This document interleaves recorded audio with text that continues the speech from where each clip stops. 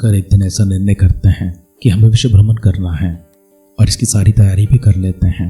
आप पानी के जहाज में होकर बहुत दूर चले गए हैं।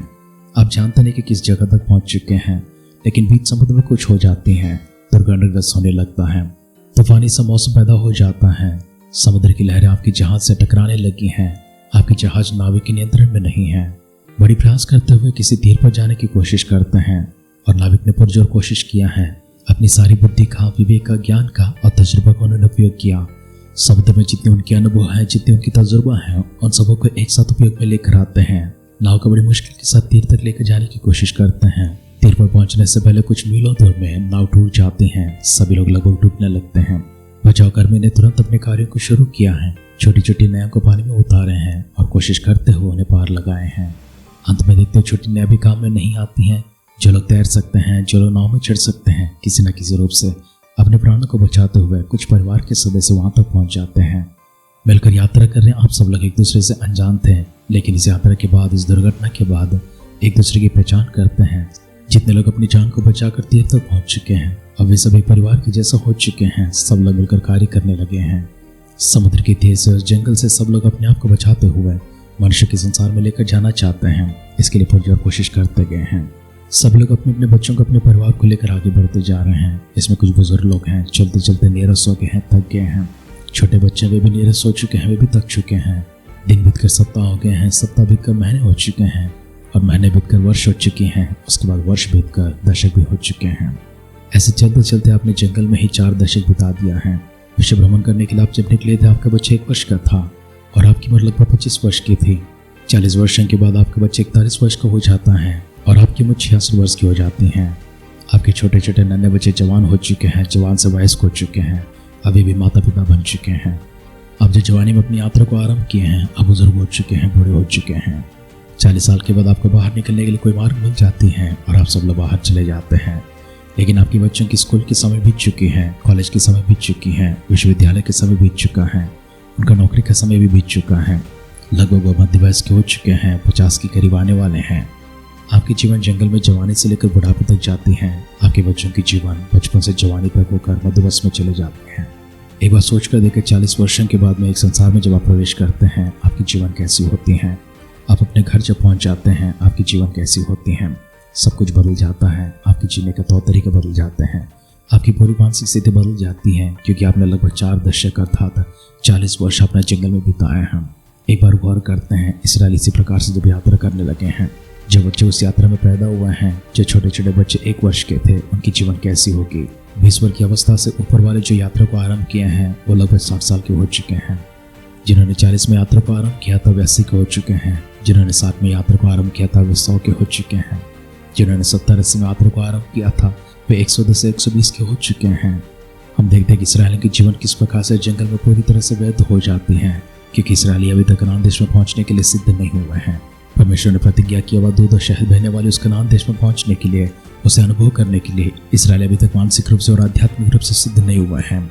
उनका मन और उनका विचार अभी भी पीछे जाने के लिए हैं। वे स्वदेश में जाने के लिए बड़ी कोशिश किए हैं, आगे जाते हैं, फिर भी मिस्र तक वापस लौट आते हैं। परमेश्वर फिर से एक बार उन्हें चलाते हुए, लाल समुद्र के चक्कर कटाते हुए, इन जंगलों से लेकर जाते हुए, जब परमेश्वर अंत में इनको कनान देश लेकर जाते हैं, 40 वर्ष बीत जाती हैं। 40 वर्ष के बाद उनकी जीवन कैसी होती है, इसे तो हम बाद में देखेंगे। लेकिन अभी तो यात्रा आरंभ किए हुए 2 वर्ष 2 महीने और 20 दिन बीत चुके हैं। हम देखते इसराइल की यात्रा किस प्रकार आगे बढ़ती है। लेकिन उससे पहले आइए अपने आप को परमेश्वर के हाथों में समर्पण करते हैं। फिर से एक बार परमेश्वर से दुआ करेंगे, अपने लक्ष्य स्थान पहुंचने के लिए इसराइल की तरह हम कभी भटक ना जाएं, परंतु प्रभु जी कम समय में ही, छोटी यात्रा में ही हमारे लक्ष्य स्थान तक हम लोग पहुंच पाए। इसराइली भटकते रहे हैं, इसराइली घूमते रहे हैं, लक्ष्य स्थान इसराइल की आंखों के सामने दिखाई पड़ता है, लेकिन वो लंबी यात्रा करते करते अपने मूल्यवान 40 वर्षों को जंगल में गवा देते हैं। प्रभु इस प्रकार से हमारी जीवन ना होने दे, हमारे जीवन को सुधारिए, हमारे जीवन को बनाइए। हम प्रभु जी तुरंत से तुरंत प्रभु जी आपके स्वर्ग में प्रवेश करने योग्य हमारे जीवनों को सिद्ध करने के लिए आइए परमेश्वर के हाथों में जाकर उनके पास इस प्रकार से प्रार्थना करेंगे। हमारी यात्रा को स्वर्ग की ओर बढ़ाते हुए, हमारे कदमों को प्रभु जी हमेशा मार्गदर्शन देते हुए, एक एक कदम को स्वर्ग की ओर दिखाते हैं, एक एक कदम को प्रभु जी स्वर्ग की ओर चलाते हैं, एक एक चरण में हमारा साथ देते हैं, एक स्तर पर प्रभु जी हमारी मदद करते हैं। धन्यवाद करते हैं, स्तुति प्रशंसा आदर सम्मान गौरव आपकी करते हैं प्रभु जी कि आप हमारे संग होकर प्रभु जी हमारी यात्रा को प्रभु इस प्रकार से करीबी से लेकर चलाते हैं। आज के वर्तमान के दिन प्रभु जी, आने वाला भविष्य आपके हाथों में लेकर आते हैं। हमारे मनों को सिद्ध करते हुए, हमारे देहों को सिद्ध करते हुए, प्राणों को सिद्ध करते हुए, आत्मा को भी सिद्ध करते हुए स्वर्ग के प्रभु जो वारिस बनने का सौभाग्य प्रदान कीजिए। पवित्र आत्मा का अगुवाई और अभिषेक से भरकर प्रभु हम सबको चलाने के लिए आपसे प्रार्थना करते हैं। आगे के संवचन से प्रभु हमसे बातें कीजिए। सारी महिमा आदर समान प्रभु आप स्वयं प्राप्त कीजिए। प्रार्थना सुख प्रभु दिए उत्तर के लिए धन्यवाद करते हुए हमारे उद्धारकर्ता प्रभु यीशु मसीह के नाम से इस प्रार्थना को मांगते हैं। सुन और कबूल कर पिता। आमेन, आमेन, आमेन।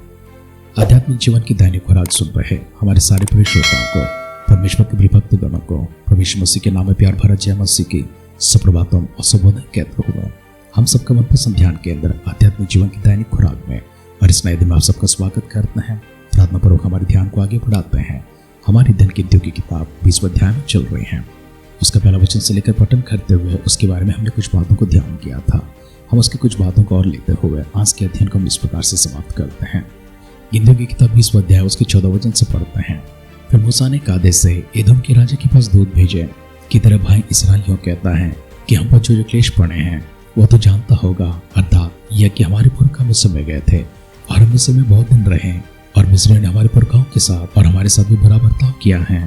परंतु जब हमने यहोवा की दुहाई दी तब उसने हमारी सुनी और एक दूत को भेजकर हमें मिस्र निकाल लिया है। सो हम कादेश नगर में हैं जो तेरी सिवानी ही पर हैं।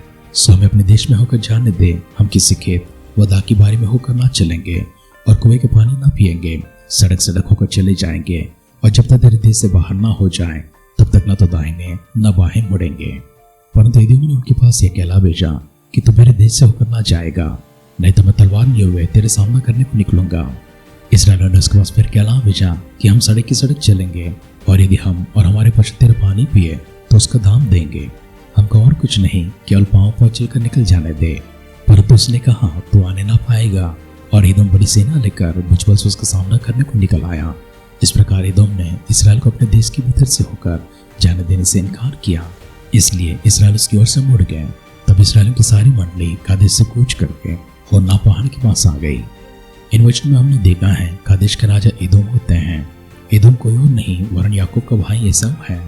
एसाव का दूसरा नाम एदोम है तो याकूब का दूसरा नाम इस्राएल है। इसलिए मूसा ने उनके पास कहला भेजा है कि तेरे भाई अर्थात याकूब के वंश वाले अर्थात हमारे पूर्वज मिस्र देश में गए थे, वहां पर बहुत दिन रह गए थे, लेकिन उन्हें हमारे साथ बुरा बर्ताव किया है।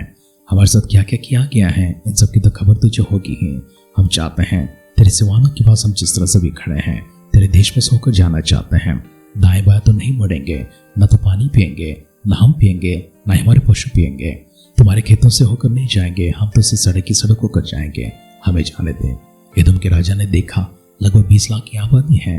इनको अगर देश में से होकर जाने दिया, एकदम से अगर वे मन बदल लेते हैं, इनके ऊपर हमला करते हैं या फिर साजिश के साथ आते हैं, इनके ऊपर आक्रमण करना चाहते हैं, तो वे सबके सब मारे जाएंगे, उसकी सारी प्रजा मारी जाएगी। इसलिए एदोम के राजा ने कहा मैं तुम्हें जाने नहीं दूंगा। मूसा फिर से एक बार कादेश के राजा एदोम से विनती करते हैं, लेकिन उसने सुनने से इनकार कर दिया था। उसने यहाँ तक कह दिया है अगर तुम यहाँ पर आओगे मैं तलवार लेकर तुम्हारा सामना करने के लिए आऊंगा। इसलिए इस्राएली वहां से निकल के होर्ना पहाड़ तक पहुंच चुके हैं। हमने देखा किस तरह से परमेश्वर ने मूसा से कहा है हारून यहाँ से आगे नहीं जाएगा क्योंकि हारून ने मेरा विश्वास नहीं किया है। तूने भी तो मेरा विश्वास नहीं किया है। परमेश्वर ने मूसा से कहा हारून को पहाड़ के ऊपर लेकर चल, हारून वहां का वहां मर जाएगा। उससे पहले उसके वस्त्र उतार कर उसके बेटे एलियाजर को हिला देना क्योंकि याजक का पद वही संभालेगा। परमेश्वर के कहने के अनुसार मूसा ने किया और हारून वहां पर मर जाता है। इस अध्याय के आरंभ में हमने देखा है मरियम मर जाती है। अध्याय के अंत में हमने देखा है हारून मर जाते हैं। इस्राएल की यात्रा यहाँ से आगे कैसे बढ़ती हम देखेंगे। जब कादेश के राजा और वहां की प्रजा ने इनकार कर दिया था, इस्राएली प्रजा फिर से परेशान हो चुकी थी। आरंभ के शब्द में कहा गया था एक बार सोच कर देखे, जंगल में आप भटक रहे हैं, आपके बच्चे चलते चलते जवान हो गए हैं, आपके बच्चे चलते चलते वयस्क हो चुके हैं, आपके बच्चे चलते चलते लगभग आधा शतक तक पहुंच चुके हैं। किस प्रकार की जीवन होगी। जंगल में भटकते भटकते कैसी वैराग्य इनके अंदर पैदा हुई होगी और जंगल में इस प्रकार से भटकते हुए अपनी राह खोजने वाले इंसान की मानसिकता कैसी होगी, एक बार गौर करके देखें। इसलिए सारी यात्रा भर इस्राएली कहते आए हैं हम आगे नहीं जाएंगे, हम पीछे चले जाएंगे, क्योंकि पीछे का राह हम लोग जानते हैं, मिस्र कैसा पहुंचना हम लोग जानते हैं और बड़ी कोशिश भी की है, मिस्र तक लगभग पहुंच जाते हैं। परमेश्वर वहां के सरहदों के पास से फिर से एक बार को बाहर लेकर आते हैं। इसलिए हम देखते हैं लगभग 40 दिन में खत्म होने वाली ये यात्रा 40 वर्ष लगती है। हम किस प्रकार से कह सकते हैं 40 दिन, किस आधार पर कह सकते हैं। हमने इसे पूर्व अध्याय में देखा था, मूसा ने 12 लोगों को भी देखने के लिए भेजा था 10 लोग आकर उस देश के बारे में बताते हैं, लेकिन कहते हैं वहाँ के अनाक वंशों को हमने देखा है, वे दानों के समान दिखाई पड़ते हैं, नेफिलियों के समान दिखाई पड़ते हैं, हम उनके सामने टिड्डियों की तरह नजर आते हैं। लेकिन यहोशू और कालेब ने कहा है, परमेश्वर हमारे साथ है, निश्चय हम जाएंगे, उनके ऊपर जय प्राप्त करेंगे, हम उनसे डरने की जरूरत नहीं है। हमने सीनै के जंगल से इनको कूच करते हुए देखा है, कनान देश में जाते हैं, कनान देश का भेद देखते हैं और वापस लौट कर भी आते हैं, और जब लौट आते हैं सिर्फ 40 दिन में लौट आते हैं। तो इसलिए हम कह सकते हैं ये यात्रा 40 दिन में समाप्त होने वाली थी, लेकिन क्योंकि इसराइल अभी तक उसके लिए सिद्ध नहीं हुए थे, मानसिक रूप से सिद्ध नहीं थे, आध्यात्मिक रूप से सिद्ध नहीं थे, इसलिए उनको जंगल में भटकना पड़ा। अन्य ऐसे कारण भी हैं, जैसे एदोम के राजा ने कहा मेरे देश से होकर जाने नहीं दूंगा, उनको दूसरा रास्ता लेना पड़ा है, किसी लंबे रास्ते से बाहर होकर उनको जाना पड़ता है और ये बहुत लंबी यात्रा हो जाती है। इसी तरह हम देखते हैं कई कारण है कि इसराइली 40 वर्ष तक कनान नहीं पहुंचते हैं, परंतु जंगल में ही भटकते रहते हैं।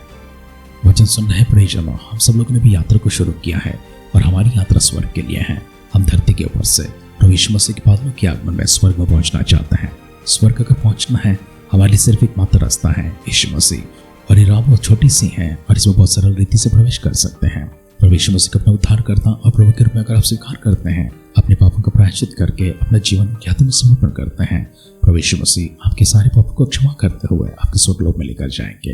अपने आप को समर्पण करें, प्रभु यीशु मसीह के बादलों के आगमन के लिए, सिद्ध होने के लिए एक कदम को बढ़ाएं, एक निर्णय को लें। आइए दुआ करते हैं। लंबी यात्रा करते हुए जंगल में जिस प्रकार से इसराइली भटक गए थे, प्रभु हमें कभी भी किसी रीति से इस तरह से भटकने ना दीजिए। हमने हमारे जीवन स्वर्ग में ले जाने के लिए एक निर्णय को लिया है, इसलिए हमारे जीवन हमने प्रभु यीशु मसीह के हाथों में समर्पण किया है। प्रार्थना करते हैं प्रभु हमारे सारे अपराधों को, पापों को क्षमा करते हुए, हमारे सारे अधर्म की क्रियाओं को भी क्षमा करते हुए, प्रभु फिर से एक बार हमें हर प्रकार की दोष से मुक्त कीजिए, हमें हर प्रकार के पाप से मुक्त कर दीजिए, हमें छुटकारा दीजिए, हमें स्वतंत्र कर दीजिए। प्रभु आपकी क्षमा हमें दीजिए ताकि प्रभु हम स्वर्ग राज पहुंच पाए। प्रभु यीशु मसीह की बादलों के आगमन प्रभु जी अगर विलंब होती है, हम फिर से एक बार कल सुबह मिलकर स्तुति आराधना करने का सौभाग्य हम सबको प्रदान कीजिए। अगर ऐसा ना हुआ, स्वर्गलोक में शामिल कीजिए। हमारी सारी विनती प्रार्थना को सुनकर दिए उत्तरों के लिए धन्यवाद करते हुए हमारे उद्धारकर्ता प्रभु यीशु मसीह के नाम से इस प्रार्थना को मांगते हैं, सुन और कबूल कर पिता। आमेन, आमेन, आमेन। वचन संहिता में गीतकार इस प्रकार से कहते हैं, तेरा वचन मेरे पांवों के लिए दीपक है। परमेश्वर का वचन जिस जगत की ज्योति भी है, आपके लिए मेरे लिए मार्गदर्शन भी है, हमारे पांवों के लिए दीपक भी है। परमेश्वर का वचन जो हमारे जीवन की रोटी भी है।